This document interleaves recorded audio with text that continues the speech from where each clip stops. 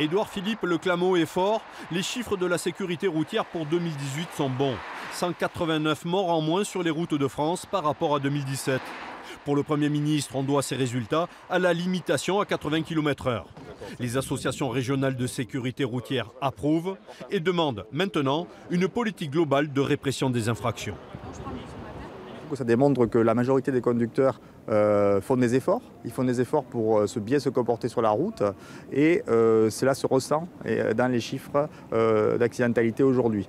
Et il convient aujourd'hui que les pouvoirs publics mettent tout en œuvre pour contrôler et sanctionner les comportements dangereux. À côté de ça, il faut impérativement qu'une vraie police de la route soit mise en place parce qu'il y a encore trop de chauffards, il y a encore trop de conduite à état d'alcoolémie, de franchissement de ligne blanche, etc. À quelques exceptions près, les chiffres sont bons aussi en Occitanie, exemple dans l'Hérault, où on est passé de 79 à 69 tués sur les routes en un an. Pas de quoi faire fléchir cependant les opposants aux 80 km/h. Les automobilistes qui coupent la route à des motards, ça, c'est pas un problème de vitesse, c'est un problème de comportement. Les gens qui grillent des feux rouges, ça, c'est un problème de comportement. La vitesse est très peu...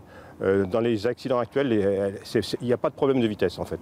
La limitation de vitesse, ça me fait bien rire. Ce qui serait bien, c'est qu'on s'occupe de l'état des routes et des infrastructures. Dans la région, partisans et opposants à la limitation à 80 attendent désormais les prochaines semaines pour voir si oui ou non l'État va revenir sur cette mesure portée à bout de bras par le Premier ministre.